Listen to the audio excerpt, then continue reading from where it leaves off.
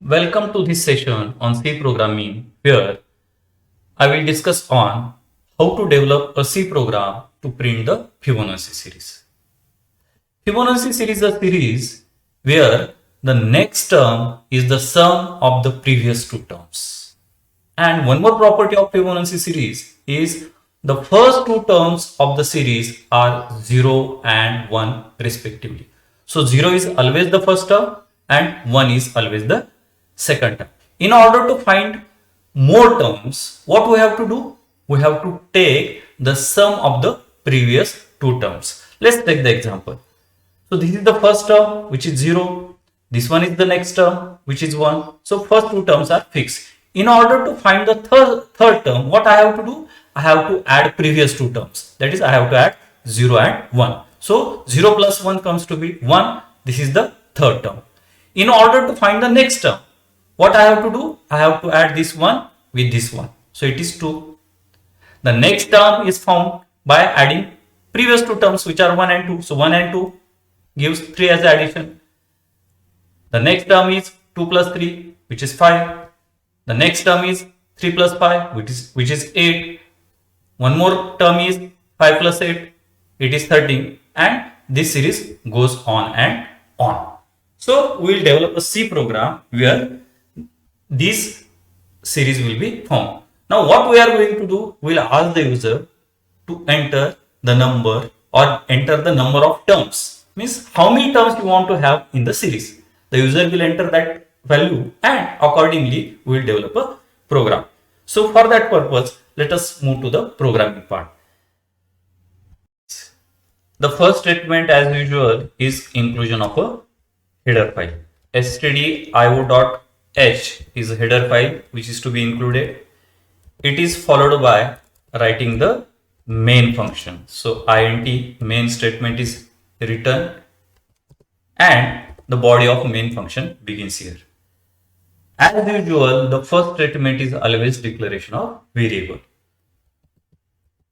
So all variables of type integer. Let us name the first variable as a, and a is the variable which will hold the first number in the series. And as rule says that first number of Fibonacci series always 0. So I will immediately initialize that variable with 0. Second variable is named as a b, and again the second number of Fibonacci series is 1. So it is initialized with 1. These numbers are going to be changed in consecutive operations, but initially they have the value of 0 and 1, so they have initialized with 0 and 1 in declaration statement. The next number which is obtained by adding previous two numbers, we will name it as a sum. So the third variable is a sum. We will take from the user the number that how many terms that user wants to have that in Fibonacci series. And that number will be stored in a variable n. So n will hold the length of the Fibonacci series. And one more variable is required. I will name it as I, and this will be the loop counter which I am going to use in a for loop. Now let us write the printf statement which will display the message that enter the number of terms in series. So this message will be given to the user and the user will enter a value that if user wants to have 5 numbers in series, then user will enter the number 5. But the scanf statement will be required, and this scanf statement will have percentage d in it because user will enter one integer number and that number will be stored in n. So n is preceded by ampersand symbol and this is terminated with semicolon. So the value entered by the user, it will get stored in n.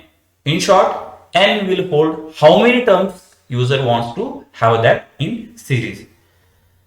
Now before calculating the remaining terms of the Fibonacci series, we will immediately print the first two terms because they are fixed in nature. They are not going to change. So what I will write? I will write a printf statement, and in printf statement I will write Fibonacci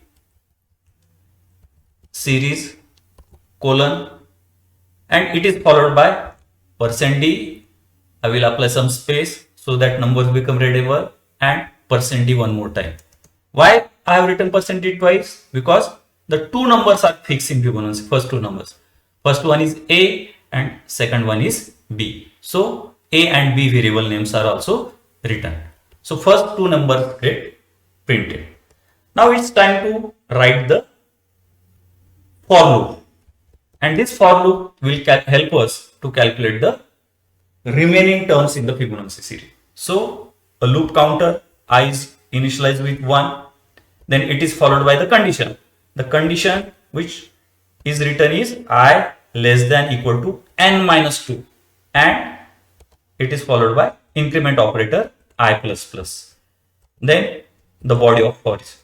Now before writing the body of the for loop, let me explain that why I have taken the condition like this, that I less than equal to n minus 2. How many terms you want to have in a Fibonacci series? You want to have n terms. But out of those n terms, the two terms are already printed with the help of this printf statement. First term and second terms, they are already printed. So how many prints are remaining to be printed? N minus 2 terms are remaining. So that's why I have taken the condition as I less than equal to n minus 1. Now what I am going to do? I will find the third term. So how to find the third term? Sum equal to A is the first term. It is added with the second term B. So first term is added with second term, that is A is added with B, and the result, which is third term, is stored in sum, and I will immediately print it with the printf statement. So what is written here? %d, apply some space. What is to be printed? The third term. Where is the third term? It is in the variable sum, and terminate the printf statement with semicolon. So this is the way in which first three terms are printed. But there are more terms also. So how to go for next terms? For that, let us go to the some logic part. Now what we have done initially, first number was initialized with 0 and first number was named as A. So A was 0. Second number was initialized with B because second number was named with B. These two numbers were added in the for loop. So A plus B was calculated and it was the third term and it was stored in the variable sum. So up till now we have done this statement. Now in the next iteration, what we have to do? We have to find the fourth term. We have to find the fourth term or the next term. How this fourth term is obtained? This fourth term is obtained by adding previous two terms. Which are the previous two terms? They are 1 and 1. In other words, they are B and sum. B was the second number in the first iteration, but now it has become the first number. So what I will write? I will write A equals to B.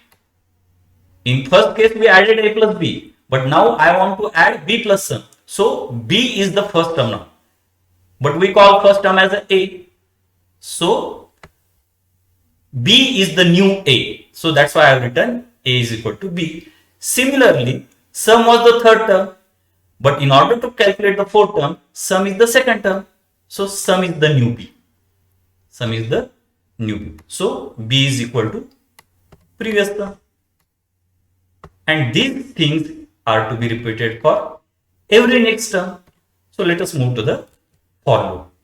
So I will write A is equal to B and then I will write B is equal to sum and let us terminate it with the semicolon. So the program is written. Now it's time to compile the program. So compile the program and check for any errors. Fortunately, there are no errors. Now run the program. Enter the number of terms in series. Say I want to have 8 terms in the series. So I will enter 8. That 8 will get stored in N and it will immediately print the series. So how many terms are printed? 0, 1, 1, 2, 3, 5, 8 and 13. So in total 8 numbers are printed. And you can manually verify that 0 plus 1 is 1, 1 plus 1 is 2, 1 plus 2 is 3, 2 plus 3 is 5, 3 plus 5 is 8, 5 plus 8 is 30. So in this way, you can calculate the Fibonacci series for 8 terms. We'll run it one more time. This time, I will enter the now total terms as 10. I want to have a Fibonacci series of 10 terms. So I have entered 10. So I have obtained the Fibonacci series which contains the 10 different terms. So in this way, the Fibonacci series program can be developed. Thank you very much.